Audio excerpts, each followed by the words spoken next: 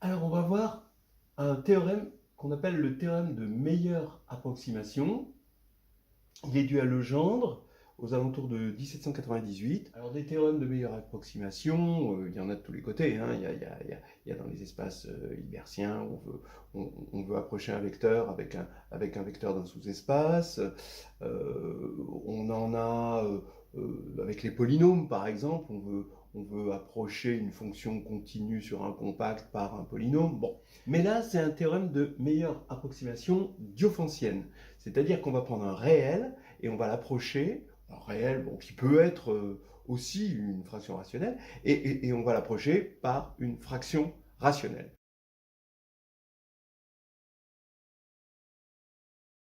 Alors tout part de ce qu'on appelle les fractions continues, d'accord? Donc on prend un alpha strictement positif, par exemple. Supposons là que alpha n'appartienne pas à n. Eh bien, je peux écrire alpha égale la partie entière de alpha plus 1 sur alpha moins partie entière de alpha. Et je suis sûr que ça, c'est strictement supérieur à 1. D'abord, ça existe, parce que alpha n'appartient pas à n, et puis comme ça, c'est strictement inférieur à 1, ben ça va être strictement supérieur, et c'est positif, ça va être strictement supérieur à 1, d'accord? Et ça, c'est vrai. Et donc, je vais pouvoir continuer. Maintenant, soit ça appartient à n, et dans ce cas-là, j'arrête, soit ça n'appartient pas à n, et je peux continuer. Voilà. Alors, qu'est-ce que ça va me donner à la fin? Ça va me donner alpha égale A0 plus 1 sur A1 plus 1 sur A2, parce que je vais continuer, etc. Et soit ça s'arrête et j'aurai une fraction rationnelle, soit ça ne s'arrête pas. C'est ce qu'on appelle une fraction continue. Ça devrait s'appeler une fraction continuante, mais il faut faire avec.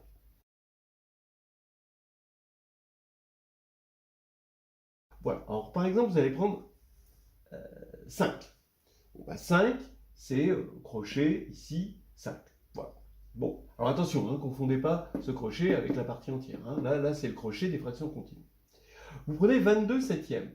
Bah, vous voyez bien, vous arrivez à vous convaincre que c'est 3 plus 1 septième. Bon, et ben donc ça va s'écrire 3 7, parce que là maintenant, ça y est, on a un entier ici, et donc on s'arrête là. Donc ça continue pas. Oui. Bon. Ici, vous prenez 333 106e. Eh bien, vous allez prendre 3, et là, ça va faire 3 plus, et le nombre que vous allez obtenir ici, bah, vous allez vous convaincre que c'est le nombre 715 en crochet. Et donc ici, 333 sur 106, ça va faire 3, 7, 15 entre crochets. Voilà. Alors, maintenant, on peut... bon, on va arrêter avec les fractions rationnelles, hein, qui donnent forcément des fractions continues qui s'arrêtent, hein, grand paradoxe. Et ici, on va attaquer des nombres irrationnels. Alors, donc, racine de 2, bah, on va voir que c'est 1, 2, 2, 2, 2, 2, 2, 2. Racine de 3, 1, 1, 2, 1, 2, 1, 2, 1, 2, etc. Qu'on écrit 1,12 avec une barre, un petit peu comme les décimales quand ça se répète. Phi, il est encore plus simple, hein, donc le nombre d'or, c'est juste 1, 1,11111. Et puis, en fait, bon, il y a un théorème qui montre que si un nombre est quadratique, comme phi, racine de 3, racine de 2, alors la suite ici des nombres de la fraction continue est périodique, et la réciproque est vraie. Bon. Maintenant, on a pi. Voilà pi. 3, 7, 15. Donc on comprend pourquoi 22 septièmes approximait bien pi, parce que c'est déjà ça, d'accord? Et puis, lui, ça va être une seconde approximation, bon, disons la première approximation, disons l'approximation d'ordre 0 de pi, ce serait 3, ça c'est la première, ça c'est la deuxième, ben, c'est 3, 7, 15, c'est-à-dire 333 106e. Voilà. Et on se rend compte que déjà là, c'est une très bonne approximation, on ne sait pas encore que c'est la meilleure, mais déjà là on se rend compte que c'est une très bonne approximation, ça va approximer pi au 10 millième près. On a E, c'est 2, 1, 4, 1, 1, 6, 1, 1, 8, 1, 1, bon, etc. Alors comme on peut le constater, ce sont d'excellentes approximations, et en plus elles ont l'avantage d'être canoniques, c'est-à-dire que les approximations qu'on se fait des nombres réels, comme pi égale 3, 14, sont des approximations qui sont basées sur le nombre 10, c'est-à-dire c'est la base 10. Alors, bon, pourquoi choisir une base alors qu'on peut avoir, les fractions continues nous offrent une décomposition complètement canonique.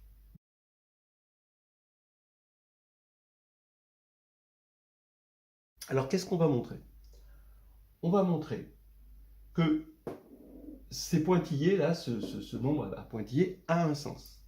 C'est-à-dire que si les AI, bien sûr, sont ici, bon, A0 il peut être égal à 0, mais là les AI sont des entiers, hein, ces entiers sont supérieurs ou égaux à 1, et bien là ici ça va avoir un sens, même si je continue, si j'ai bien défini ma suite d'entiers, et bien ça va avoir un sens, ça va converger, hein, alors on va dire que la suite des rationnels obtenus en tronquant les fractions continues converge vers alpha.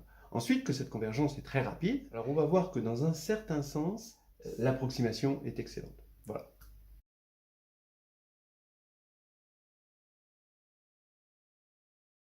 Alors, allons-y. On va poser alpha, hein, un réel, voilà, comme ceci, ou il peut être rationnel, et dans ce cas-là, ça s'arrête. Hein, et alpha k, la suite, hein, des fractions qui, elles, sont rationnelles et qui sont supposées tendre vers alpha, ce qu'on n'a pas encore vraiment démontré, hein, en réalité. Je vais mettre un prime quand on a fait un décalage ici, donc quand on est parti de A1 au lieu de partir de A0. Donc on va avoir alpha prime K, d'accord? Donc il va y avoir ici K plus 1 élément. Et un prime. Alpha prime, bah, c'est de A1 jusqu'à AN, mais on suit la suite AN sans s'arrêter. Donc ça veut dire qu'on peut écrire alpha égale A0, et ici, remplacer tout ça par alpha prime. Vous avez une certaine associativité qui est assez claire, hein, ici. Ici, c'est clair, hein, d'accord? Vous avez alpha prime qui est là. Alors bien sûr, là, j'ai généralisé les fractions continues en prenant des éléments qui peuvent être réels. Alors, on a une certaine associativité, style alpha égale A0 alpha prime. Regardez, hein, vous prenez A0 plus, et ici, vous retrouvez alpha prime. Vous avez une certaine associativité, donc, qui va être utilisée, assez pratique. Là, vous voyez bien que je suis en train d'utiliser le fait que une généralisation des fractions continues avec des éléments réels là, mais ça ne change rien aux formules. Et puis, vous avez alpha k égale A0 alpha prime k moins 1. Bon, ça, c'est des petites évidences, hein, d'accord? Alors maintenant, on va commencer par dire la chose suivante. Si ce nombre-là, qui est rationnel, je l'écris Pn sur Qn, pour l'instant, je ne sais pas encore si cette fraction est sous sa forme irréductible. Bon, mais en tout cas, je peux dire que c'est égal à A0 sur 1 sur, ben, ici, d'après cette formule, en remplaçant K par N, ben, là, je peux l'écrire sous la forme, par récurrence, P'N-1 sur Q'N-1. C'est ça. Donc là, c'est très facile, ça fait A0 P'N-1 plus Q'N-1 sur P'N-1. Et ce qui va me faire que c'est sous la forme PnQn, avec Pn égale A0 P'N-1 plus Q'N-1 et Qn égale P'N-1. Voilà. Donc déjà, on garde ça au chaud pour tout à l'heure. Alors on va montrer déjà ces formules. Pas tout à fait évident, parce que c'est beaucoup plus facile de démontrer des formules de récurrence à partir de A0 que partir de la fin avec AN. Mais on a Pn égale AN Pn-1, donc là il n'y a pas de prime, c'est pas celui avec le décalage, plus Pn-2, c'est-à-dire c'est juste le tronqué, on tronque par la droite, on ne tronque pas par la gauche. Voilà. Et Qn égale la même chose, AN Qn-1 plus Qn-2. Donc on fait une récurrence, hein, évidente, hein, sur ça. Bon, l'initialisation est évidente. Hein. Une fois qu'on sait la formule, bon, c'est facile à montrer, on utilise celle-là, Pn égale A0 P'N-1 plus Q'N-1.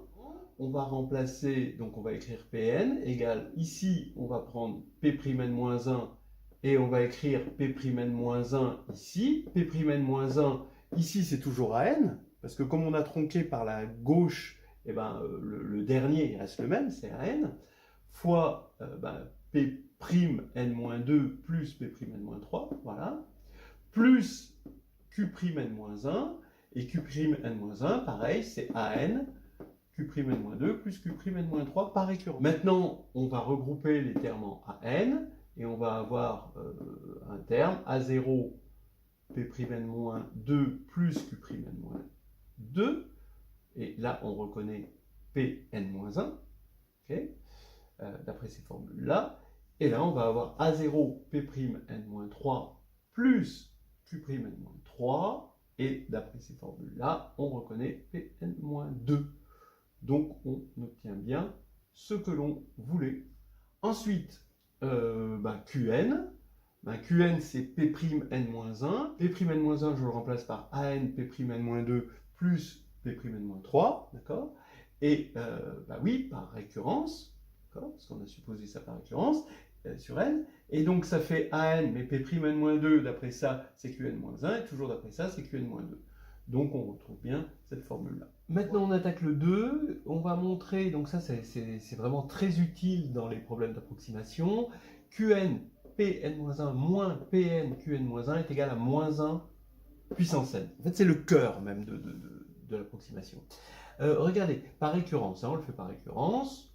Bon, faisons-le déjà l'initialisation. Au départ, la première approximation à l'ordre de 0, disons, c'est A0 sur 1, donc la partie entière finalement. Et ensuite, la deuxième, ça va être le A0 plus 1 sur A1. Mais ça, si on doit l'écrire sous la forme P sur Q, ça va être A0 à 1 plus 1 sur A1. Donc maintenant, qu'est-ce qu'on nous propose de faire? On nous propose de faire A0 fois A1, donc alors pour n égale 1, A0 fois A1 moins A0 A1 plus 1 fois 1. Donc on regarde, ça fait bien moins 1 puissance 1. Donc ça fait moins 1, ça, après élimination, ça fait moins 1 puissance 1, donc on a la bonne formule. Bon, maintenant, on fait l'hérédité. Qn, ici, j'utilise cette formule et je vais le remplacer par AN Qn-1 plus Qn-2 fois Pn-1, moins, cette fois-ci, c'est Pn que je vais remplacer par cette formule, AN Pn-1 plus Pn-2, voilà, fois Qn-1, bon, ici. Et là, maintenant, vous voyez que AN Qn-1, Pn-1 s'élimine avec le AN Pn-1, Qn-1 à cause du moins, et il va rester, justement, Qn-2, Pn-1, moins Pn-2 Qn-1, donc finalement l'opposé, d'accord, de cette formule, mais en rang n-1, donc moins 1 puissance n-1 par récurrence, donc moins 1 puissance n, et on a notre hérédité. Voilà, donc maintenant on va encore avoir besoin d'une étape supplémentaire. Alors là maintenant on a montré ces deux égalités-là. On a montré le 2, vous remarquerez que bon, il y a beaucoup de choses à dire là-dessus quand même. Ça veut dire que Pn est premier avec Qn, que Pn est premier avec Pn-1, etc. Bon, voilà. Ça veut dire aussi que quand on regarde ça comme un vecteur de Z2, le vecteur PnQn et le vecteur Pn-1 Qn-1, ces deux vecteurs, ils forment un parallélogramme, ils constituent un parallélogramme de taille, d'air minimale, puisque dans Z, voilà, le minimum non nul, c'est 1. Donc si on veut que le parallélogramme soit pas plat, bon voilà, c'est 1. Donc ce qui veut dire que vraiment on est dans les problèmes de meilleure approximation. Ça on voit bien que c'est lié à l'approximation, le fait que comme l'air est minimal, intuitivement ça veut dire que les choses vont être très très proches autour du alpha qu'on veut approximer. Bon, voilà. Et là maintenant on va montrer justement, grâce à ça, vous allez voir, que Qn alpha moins Pn, si alpha est sous cette forme-là, donc ici, là, c'est fini, que Qn alpha moins Pn, c'est égal à moins 1 puissance n sur An plus 1 Qn plus Qn moins 1. Regardez, c'est vraiment facile, on calcule maintenant Qn alpha moins Pn, on dit que alpha ici, puisque ici on l'a tronqué là, ça fait Pn plus 1 sur Qn plus 1. Voilà. Maintenant on réduit au même dénominateur. On va reconnaître ceci au signe près et au niveau n plus 1, d'accord? Donc ça va faire moins 1 puissance n plus 1, voilà, et le dénominateur c'est q puissance n plus 1. Donc maintenant le moins 1 puissance n plus 1, ben, je mets moins 1 puissance n, et qn plus 1, maintenant, j'écris cette formule, c'est an plus 1 qn plus qn moins 1. Voilà. Donc, oui, je retrouve l'égalité cherchée.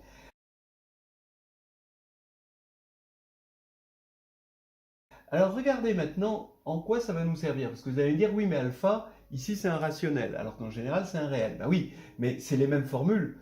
C'est exactement les mêmes formules si alpha est un réel. Donc, si alpha est un réel, j'écris alpha sous la forme A0 jusqu'à AN et alpha n plus 1 qui va représenter toute la fraction continue qui reste à la suite, par l'associativité dont on parlait au départ. Et les formules sont exactement les mêmes. Il n'y a pas de raison, on ne s'est pas servi du fait que les AN étaient entiers à aucun moment.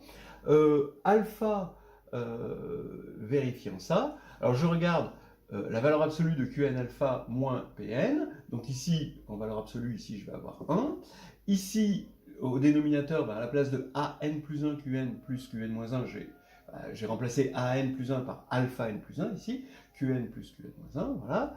Donc c'est inférieur à 1 sur, mais là, vous allez vous convaincre que comme Qn moins 1 est positif, et que alpha n plus 1 est plus grand que 1, ben ça c'est plus grand que Qn, donc ça va être plus petit que Qn.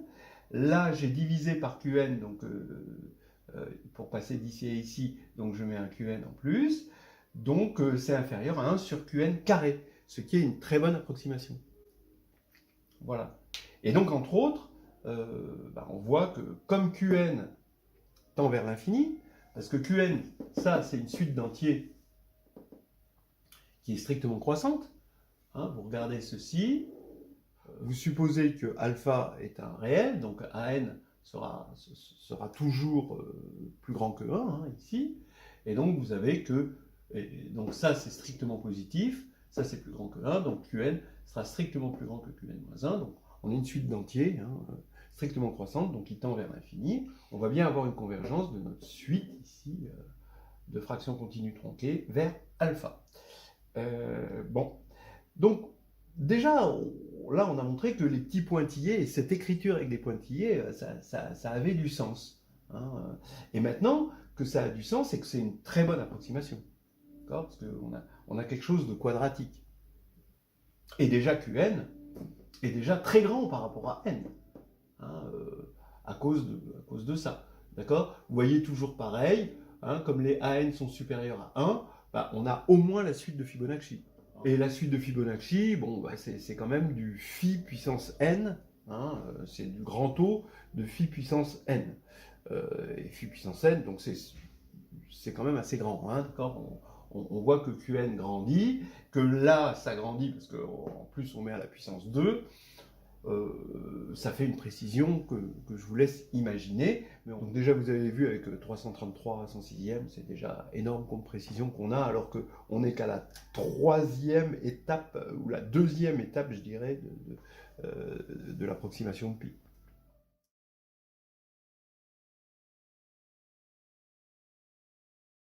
Ça y est, on est parti pour la preuve du théorème. Qu'est-ce qu'il dit le théorème d'abord? On prend un alpha réel, bon positif, hein, ouais. Et alpha, on le décompose en fractions continues. Bon, on va supposer que c'est infini, que c'est pas un rationnel, mais encore que c'est un rationnel, ça marche. Hein. Donc soit PQ maintenant des entiers tels que la fraction P sur Q approxime alpha bien comme il faut, c'est-à-dire cette fois-ci, c'est pas 1 sur Q2 comme tout à l'heure. Là, il faut que ce soit 1 sur 2 Q2. Et alors, eh bien, ça veut dire que dans ce cas-là, P sur Q, c'est un des éléments de la suite, hein, de la fraction continue tronquée qui converge vers alpha. On vient de voir que cette suite approximait bien alpha. Maintenant, ce qu'on voit, c'est que si on approxime encore mieux, et on divise par 2 l'approximation qu'on avait obtenue tout à l'heure, alors c'est forcément un élément de la suite.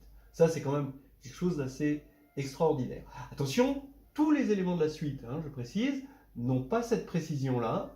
mais deux éléments consécutifs de la suite, on peut en extraire un, au moins un, qui va vérifier ça. Voilà, ça c'est une petite précision que je ne démontrerai pas, qui est pas difficile à démontrer, hein, mais bon. Ok, preuve. Alors, la preuve, la voilà. Hein. On va écrire P sur Q avec B0 jusqu'à Bn-1. Attention, c'est Bn-1, hein, là. Donc c'est-à-dire que ça c'est égal à Pn-1, Qn-1. Hein. On peut supposer que P c'est Pn-1, Q c'est Qn-1. Et alpha, artificiellement, on l'écrit sous cette forme. Alors attention, il y a là maintenant oméga, donc c'est B0 jusqu'à Bn-1 et oméga. Avec un oméga, mais cette fois-ci réel, alors que là c'était des entiers. Hein. Alors en effet, on peut toujours faire ça, hein, parce qu'on a vu, d'après les formules de tout à l'heure, que quand on avait le dernier, ici, et qu'on avait ici B0 jusqu'à Bn-1 égale Pn-1 sur Qn-1, on a vu par 1 que alpha c'est oméga Pn-1 plus Pn-2, ça c'est le Pn, et ça va être le Qn en quelque sorte, hein, d'accord. Voilà. Attention, Pn et Qn, là maintenant, ici ne sont pas des entiers, parce que oméga, il est réel. Voilà. Donc alpha, c'est ça. Ça, c'est ce qu'on a vu en 1, en le généralisant au cas réel. Maintenant, on a une fonction homographique, on tire oméga en fonction de alpha, ça c'est vraiment pas difficile, ce qui fait que oméga existe bien. Bien. Maintenant, on va avoir des précisions sur oméga. On va poser alpha moins P sur Q, donc cet élément qui en valeur absolue est inférieur à 1 sur 2Q2, on va le poser égal à epsilon θ sur Q2. Alors, le epsilon il est égal à plus ou moins 1, parce que bon, on ne sait pas si ça c'est positif ou négatif. θ sur Q2, et donc en le posant égal à θ sur Q2, on sait que θ existe, que c'est un réel, et qu'il est compris entre 0 et strictement plus petit, en tout cas, que 1,5. Et il est positif, c'est pour ça qu'on a mis ce epsilon. Maintenant, epsilon θ sur Q2, je vous rappelle que Q c'est Qn-1, donc là je l'écris avec Qn-1 carré.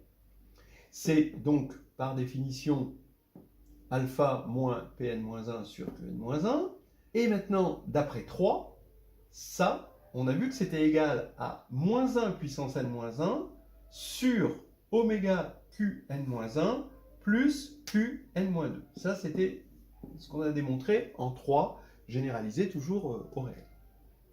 Et donc, avec le Qn-1 ici, hein, que j'ajoute. Parce qu'on a divisé la formule qu'on avait obtenue en 3 par Qn-1. Donc, on a ça. Alors maintenant, je vais simplifier. Je vais supposer que n est d'une certaine parité, de sorte à ce que epsilon soit égal à moins 1, n-1. Alors, pourquoi je peux supposer ça? Ça, c'est intéressant. Parce que, comme ici, P sur Q est égal à ça, alors, supposons par exemple que le dernier, ce soit 1. Ces entiers sont tous strictement positifs. Donc, si le dernier, c'est 1, donc ça veut dire que ça se termine par Bn-2 plus 1 sur 1. D'accord? Mais ça fait Bn-2 plus 1. D'accord? Voilà. Donc, ça veut dire que si on a un 1 ici, on peut réduire, hein, d'accord, en une suite qui s'arrête à Bn-2, qui t'a remplacé Bn-2 par Bn-2 plus 1. Maintenant, si Bn-1 est strictement plus grand que 1, alors on peut l'étendre. Donc si c'est strictement plus grand que 1, et ben Bn-1, on peut l'écrire Bn-1 moins 1, qui est strictement positif, puisque Bn-1 est strictement plus grand que 1, plus 1. 1 sur 1. Et dans ce cas-là, on rajoute 1, on met moins 1 ici, et donc on a rallongé le truc. Donc finalement, on peut toujours imposer la parité de n, quitte à ajouter un peu, ou selon les cas, ou rajouter un peu, ou enlever un peu. Voilà, donc maintenant, on va supposer ça. Ça fait qu'on peut simplifier epsilon et ça veut dire que θ, c'est égal à Qn-1 à cause du Qn-1 carré sur Qn-1, sur oméga Qn-1 plus Qn-2. Et donc ça implique maintenant, encore une fonction homographique, que oméga, que j'inverse, hein, ça fait Qn-1 moins θ, Qn-2 sur θ Qn-1. Donc maintenant, je développe ça, je vais avoir un 1 sur θ ici, moins, et là je simplifie. Là ici, vous voyez, je simplifie par Qn-1, et là je simplifie par θ. Voilà. Et ça me fait ça.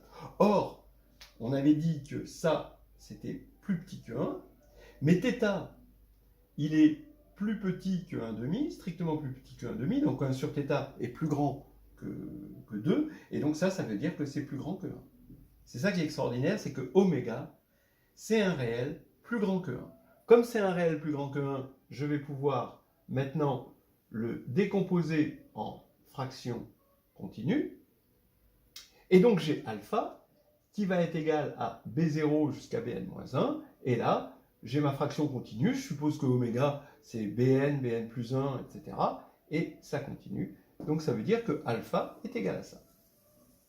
Voilà. Alors alpha est égal à ça, et P sur Q est égal à ceci. Alors là, on en était là, hein, quand même. C'est bien un début, une fraction continue tronquée, de la fraction continue de alpha. Et j'insiste, parce que alpha n'a qu'une seule décomposition en fraction continue. Alors, vous avez vu, hein, il y a juste sur le dernier terme où on peut jouer dessus. Hein, s'il est strictement supérieur à 2, on peut un peu jouer dessus. Mais sinon, il y a unicité. Et surtout alpha, si on le suppose, irrationnel. Voilà. Donc vous pouvez, donc on s'est servi de ça pour casser un code RSA. Je ne sais pas si vous l'avez vu, c'est la vidéo dans une vidéo précédente. Et ça ne sert pas qu'à casser RSA, c'est quand même un théorème très, très profond de Monsieur Legendre. Vive les maths!